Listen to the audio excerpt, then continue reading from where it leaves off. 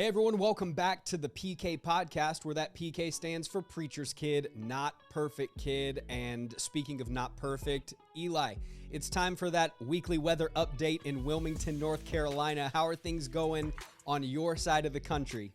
Hot and humid. Hey. That's all it is. It's gonna rain and it's humid and it feels like a cloud outside. Well, I mean, that's the burden that you bear for being that close to the beach. I can't wait to see you. In just a couple of months, we've got revival nights coming out to the East Coast, and it's going to be an incredible, incredible time. And I can't wait to hear Lachlan. I just like sitting down with Eli's brother-in-law, Lachlan, and talking because he's got the coolest accent. Everything he says sounds so profound and spiritual. That It's way more spiritual. I mean, I think that's how he got Bailey. Exactly. I think that's what it was. That was the selling point right there. Exactly. But today we have a multicultural guest with us today. Doesn't that sound way cooler than it really is? If you've been listening to the podcast for very long, you know that one of my favorite jokes to make is how I married into a Hispanic family and became the tallest person in my family overnight. It was the coolest phenomena. It's never been true at any other point in my history. But one of the really unique things about the family that I married into is they have a history and a legacy of ministry as well. I'm a fourth generation preacher's kid, and so is my wife. And today we have her dad, the Reverend Bishop, Evangelist, and Apostle Sammy Lopez is on the podcast with us today. Sammy, how are you doing? Guys, man, doing good, bro. First of all, let me just say this. That is true. When Jon came into the family, he towered over everyone. But watch this. Go to my dad's side of the family, I tower over everyone. Jon will be a giant. I can tell you that right now. So that's how it goes, man. It took me till 9th grade to be taller than even the girls in my class. So this is really a life, it's a monumental thing. Bro, I can't even go to elementary school, bro, because I would fit in with all the kids. That's how short I am. It's exciting to have you here today, and we want to get everything kind of loosened up. So I've got some rapid fire questions for you. These are, awesome. Don't think about it. Just say the first thing that comes to your mind. Are you ready? Let's do it. Here we go. Rapid fire. Spanish slang word that we should know, and what's it mean? Orale. That means let's what's up? Let's do it. What's your favorite food? Wings. Buffalo wings. Best state in the United States? Right now, Texas. Favorite football team? Oh, Dallas Cowboys, son. Woo! There we go. The number one reason why they won't win the Super Bowl this year? Jerry Jones. And what's the best ride at Disney? My favorite of all time would have to be Pirates of the Caribbean. Come on. Absolutely. The atmosphere just changes when you hear that dead men tell no tales. Bro, and the smell, the air-conditioned smell in that is so nostalgic. It's ridiculous, bro. It's like barbecue in the back of your house. That's nostalgia, right? The summer's coming up. You smell the barbecue. But the nostalgia of going into Pirates of the Caribbean, smelling the air condition while it's hot outside and smelling the chlorine in that water, man, that's just beautiful. I know exactly what you mean, though. So like I'm tracking right there. You know what I'm saying? So those are listening. That musty smell. That's like perfect for it. Yes, it's like an old church building. Yeah, maybe that's why we like it so much. Jon, what's your favorite ride at Disney? Ooh, I think that Soarin' wins my favorite ride of all of the parks, but I agree that Pirates has the most nostalgia for me. My least favorite ride, you didn't ask, but my least favorite is It's a Small World. If I never heard that song again, it would be too soon. Are you sure you don't want to hear that song? The only win of that, what I am convinced is a demonically possessed ride. I'm confident that I sensed an evil presence in there as some of those robots were twitching every which way.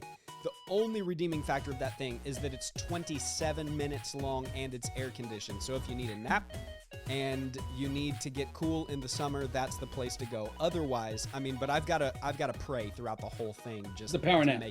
Yeah. That's awesome. Well, hey, Sammy, thank you for being on here today.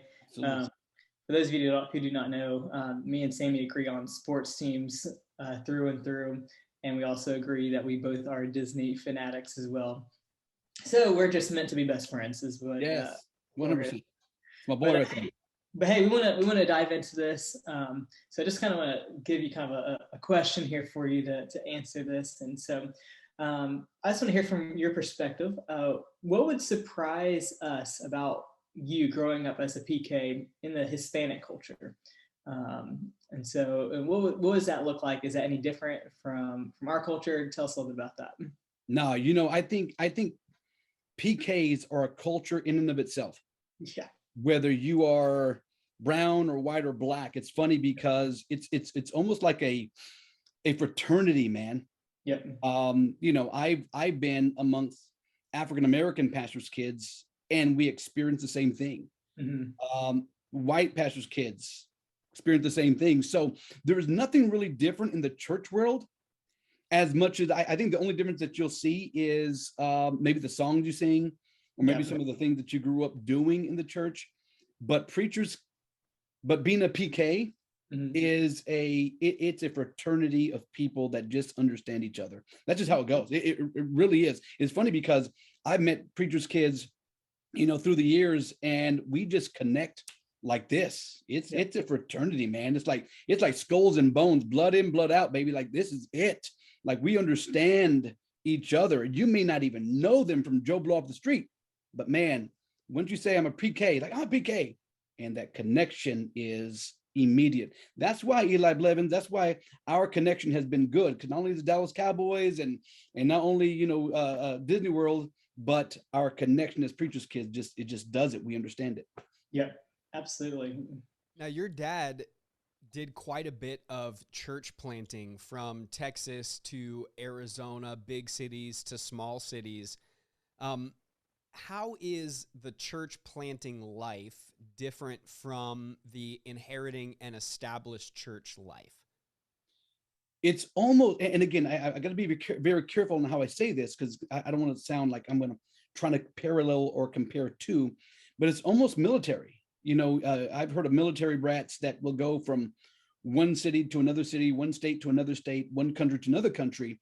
It's almost the same feel, just not military, in the church work. So, it's a different feel as opposed to being set in one place. Because I remember, growing up, my stomping grounds is Tucson, Arizona. That's where I grew up. That's what I would say is my place of, because I remember everything in Tucson. By my 6th grade year, I remember leaving from Tucson and going to Lubbock, Texas. I went from mountains and beauty to complete tornadoes and dust storms. And I was there my 7th grade year. Watch this, to the middle of my junior year. Then we went from Lubbock, which is basically up in West Texas, all the way down to South Texas, the middle of my junior year, going to McAllen, Texas, which basically is Little Mexico. So it was a culture shock.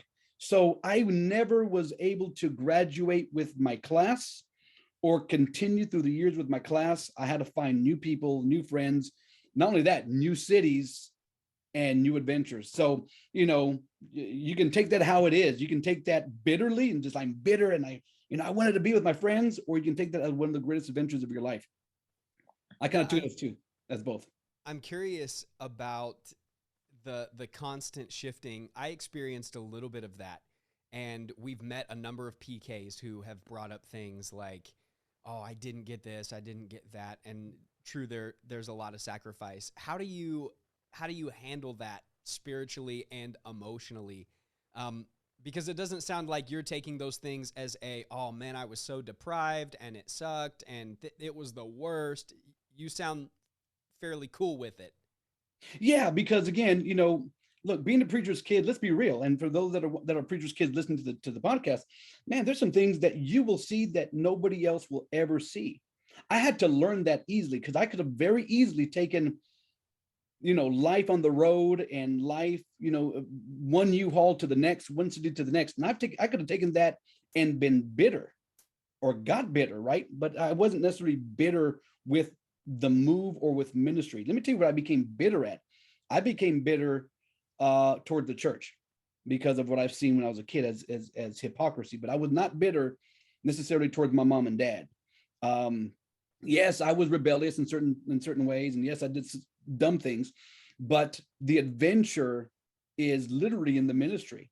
And you'll have to just change your mindset on that, because again, if some of you today that, you find yourself as your mom and dad, been in ministry, and, have you ever heard this statement?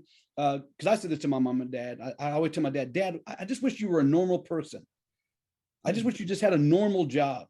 Yeah. Man, I thank God my dad was not a normal person. And Right. I thank God that my dad didn't have a normal job. Let me tell you something. This is the greatest experience you can ever have, but it's how you're going to see it, man. You know what I'm saying? So could you imagine just being normal? Doggone it, your dad, out of the house, 9 to 5, come on in the same constant routine. In ministry, every day was something stinking new, right? So it's how you see it.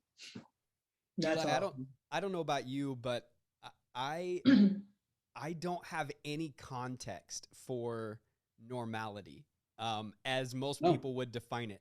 I never lived it. I never knew anything outside of it. And I'm not in ministry today because my family was in ministry.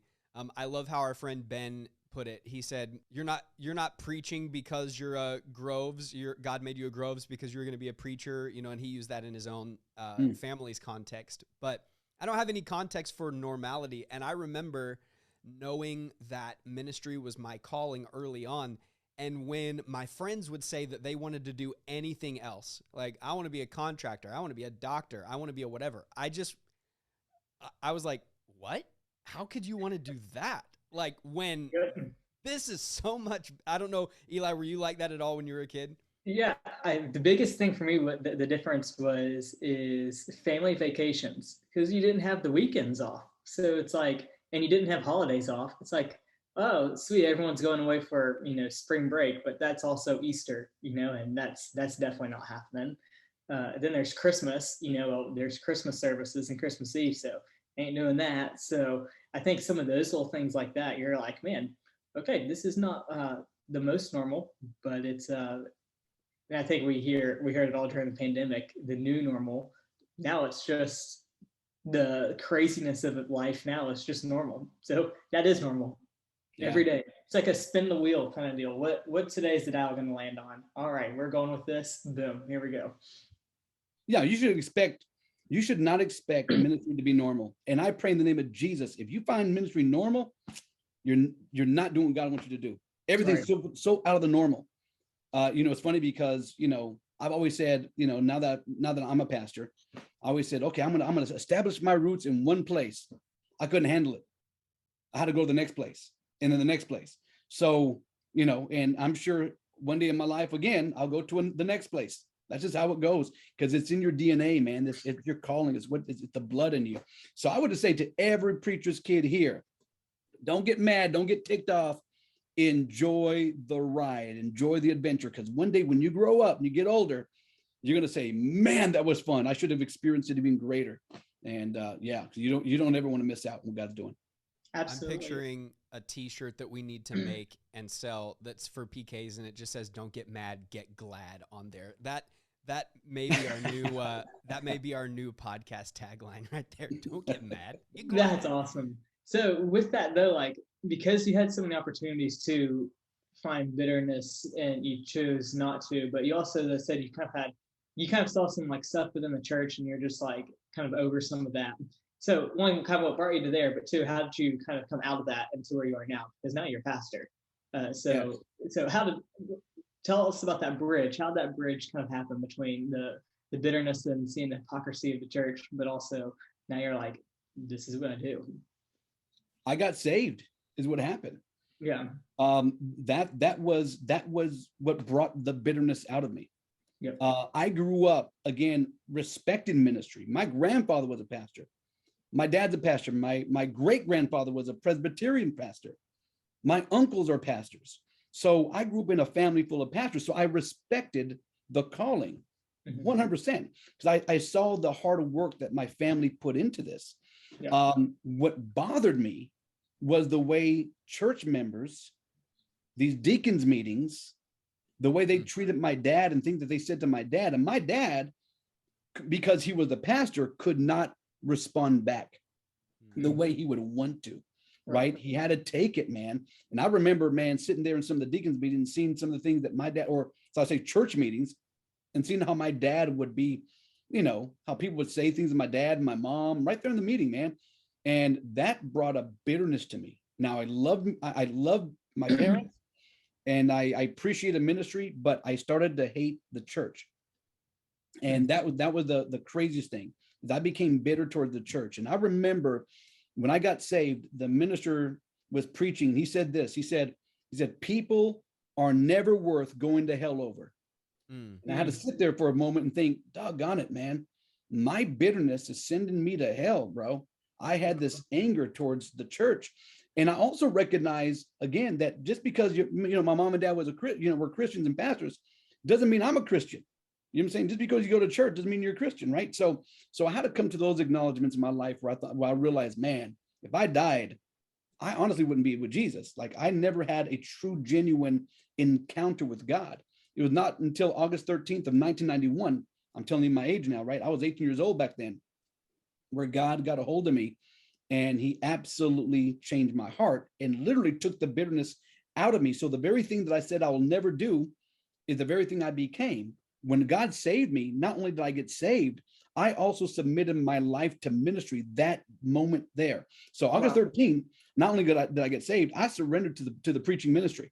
I even remember saying and praying, Lord, not only do I give you my life, Lord, I give you my heart, I give you my future. I'm going to submit myself to your ministry and preach the gospel until I die. But I also said this, I said, but God, here's what I'm going to ask you to do. Because you already know in ministry, you're going to need a wife. I already prayed for my wife. I'm 18 years old and I'm already praying for my wife. August the 14th on a Wednesday, 1991, I'm walking outside, going to breakfast at camp. And I see this Latino woman just walking right by. And I said, that's my wife. And 27 years later, we've been married. So it's been, again, when God does it, man, he does it. So that's what happened to me. I got saved and the bitterness left. So some takeaways are, if you want to find a spouse, go to summer camp. Make 100%. Sure that you're positioned in a good spot in the dining hall, and just keep your eyes peeled for when God sends the one. I mean, scope them all out. That's an ABC 1, 2, 3 plan right there. I like it. That's how it goes. That's how it works. Camps work. Amen. Yep. That's you guys are always around at camps. Do you guys have any camps you're going to this summer? Mm-hmm. Yep. So if you're a PK and you're around them, and you're gonna see John or Sammy at one of them camps, you need to find them and say, hey, I'm praying for my spouse. We want to find one here at this camp. And maybe one of them will give you a little shout out or something like that. It can be your wingman at the camp for you. For sure. Yeah. Pray for your spouse, man. Pray for your spouse. Pray that God bless you, that woman of God, that man of God. Don't be settling for some little punk off the street, man. I've heard some of your stories about the time when you kind of stepped away from the Lord and stepped away from the church. And maybe there's a piece of that you want to share, but the whole coming back that Eli brought up, what I am hearing you say is that the person who is embittered toward the church, and maybe rightfully so, they've been hurt, sure, they've been harmed, they're running away from people. What can we say to them? What could we share with them? Because it was salvation that brought you back. What do you say to the one who's like, yeah, I'm saved, but I'm never going back to that. They've said too many things. They've done too many things. What do you say to him? Yeah. I think one of the biggest failures that we have, especially when it comes to church hurt, right? There are two sides of church hurt. The first side is a literal, someone hurt you, someone said something to you, and it crushed your spirit. I get it. The other side of church hurt is they have no desire to serve God. They have no desire to worship the Lord, nor to even have communion with him, that they just want a reason to say no to the Lord. Two sides of church hurt. Mm-hmm. So I would say this to anyone that's listening is find out which part of church hurt you're at, or what side you're on. Are you on the side of, yeah, I really don't want God because he goes against my life or goes against my lifestyle, that I just need a reason to say no to God, and I'm going to blame God's church. The other side of it is I was hurt and I'm not going to come back to God, so I'm going to blame God's church. Mm. The sad thing about it is that not only are you blaming God's church, you're blaming God. Remember this, is your hurt had nothing to do with God. Remember that. Your hurt had nothing to do with the Lord.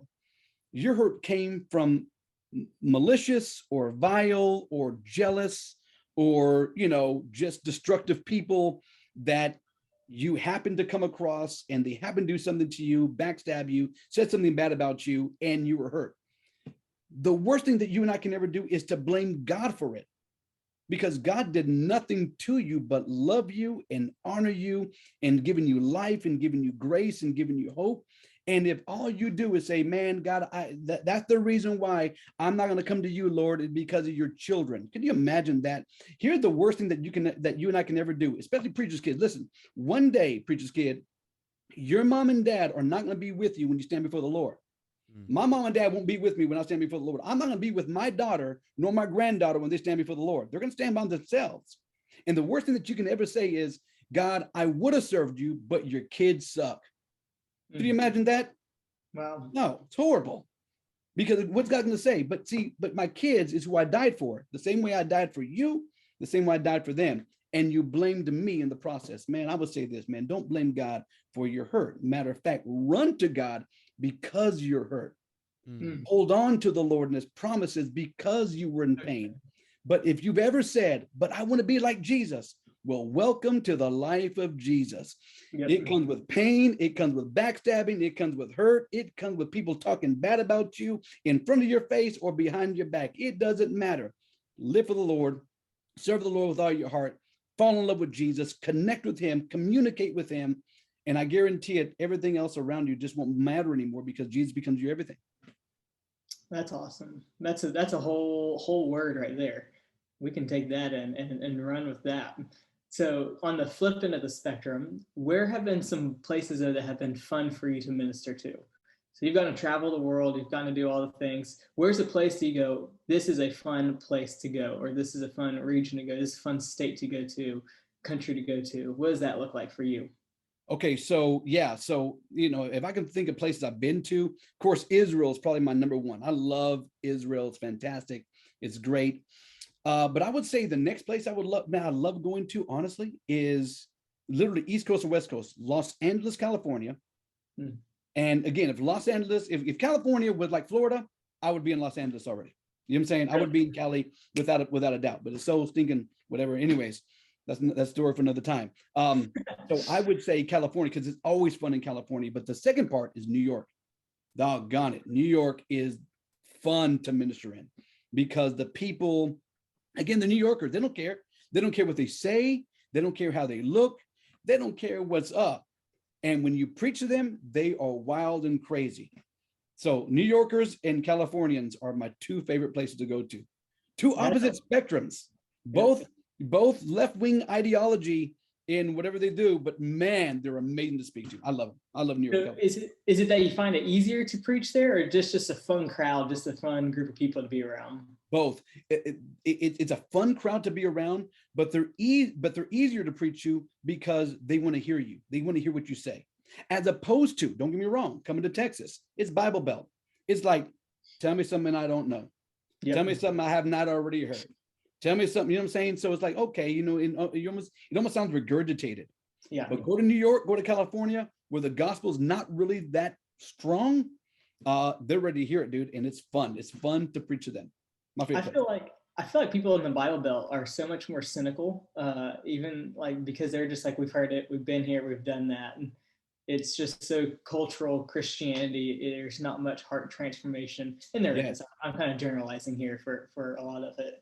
But you're right. Whenever you get to places where it's not shoved in their face always, and every family in the South is not in church on Sundays, they're wide open, and it's so fun to see that. That's fun to see. Oh, absolutely, absolutely.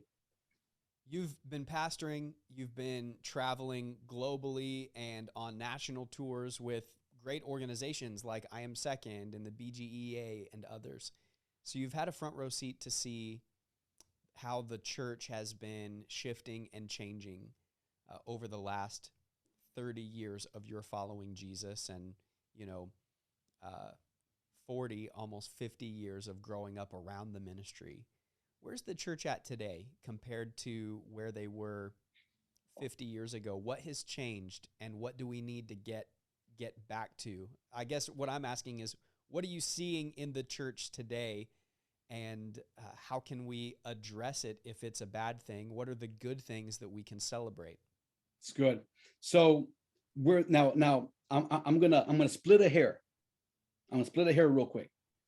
Where is the church at today? The church is the church, the capital C church, the blood-bought church, spirit-filled church is about to experience revival like no one has ever experienced. The church. Now, where do church members are going to experience? Different story. They're shallow. It's a different story between the church, someone who's a real Christian, a follower of Christ, than those that attend service members. What we're seeing now is we're seeing a country filled of church members and not Christians. We're seeing a country filled with church goers, and they have yet to go, ye therefore make disciples of all nations. The church will go. The church will move forward. The church is already ignited by the Holy Spirit of God, covered by the blood of Jesus, walking on his word, and have their focus on Jesus. Church members and those that want to ease their conscience to say, my name is written on the books of this church, and so I go there whenever I want to. When my son and daughter don't play baseball on a Sunday morning, or if I don't have to mow the lawn, the front yard, the backyard, or whenever we want to get up and go, I'll go because that's my convenience. Those are church members, and those individuals like that are not connected with the Spirit of God, they're going to experience one of the most brutal times in their quote unquote walk with Christ. I think what we're seeing now is churches that are not discipling their congregations are going to be churches that will die within a year or two, especially for what's to come. So that's where the church is about ready to experience revival. Church goers, they're going to have one of the hardest times of their lives. Hope that makes sense. No, that makes perfect sense. I agree with it 100%. Well, we're coming to the close of our time together, and I so appreciate you listening to the PK podcast and spending the last 30, 40 minutes with us. Of course, we love you, and we appreciate you, and we're here for you. We like to say that if you need to vent, cry, or cuss, you can always call us. And that's a shirt. that's the shirt too. And maybe you can pick one of those up on our Instagram sometime in the future. You just can't wear it around the church members. But one of our favorite parts of episodes like this is when we ask our guest to write kind of a Dear Younger Me episode, Dear Younger Me letter. And that's how we'd love you to close this episode, Sammy. Talk to yourself as a teenager. You pick the age. And with what you know now about the Lord and about life and everything else, maybe even about the Cowboys, what do you say to younger Sammy? And with that, we'll close our episode. God loves you more than you would ever think or imagine. Don't take that girl seriously, because that's not the one for you. Love the church as Christ loved her. Don't take yourself too serious. Enjoy life and enjoy the process and go with the flow. Don't get wrapped up in the silly conversations that don't make any sense. That's going to wind up hurting you and make you cry to sleep at night. Don't walk around thinking that you have a chip on your shoulder because you have something to prove when there's nothing to prove before the Lord. Take God seriously now at this younger age, and grow up to love the Lord your God with all your heart, your soul, and your mind, and your strength. Prepare yourself for God's focus and purpose in your life. Don't get so wrapped up in the Dallas Cowboys, because they'll break your heart for the next 27 years. Boom. Well, Eli, that was a really great episode. I enjoyed that interview with Sammy. What'd you think? Man, I loved it. He's awesome. I think that him being able to touch to the hearts of the pastor's kids, it's what we all need, man. It's what we all need. I was especially interested when we started asking him about what brought him back to the church, and his answer was, well, I got saved.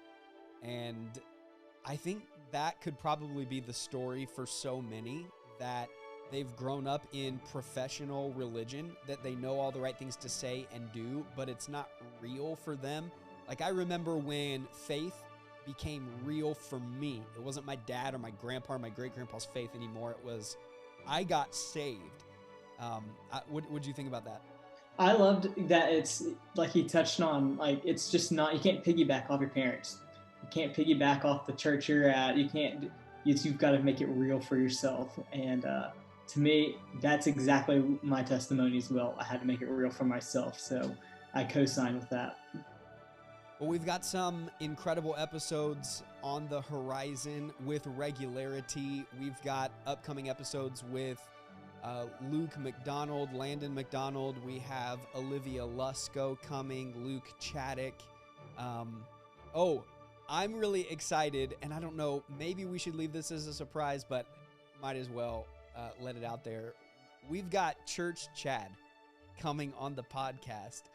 If you follow It's Church Chad, Caleb Huff on social media, you know that he's got some of the best videos.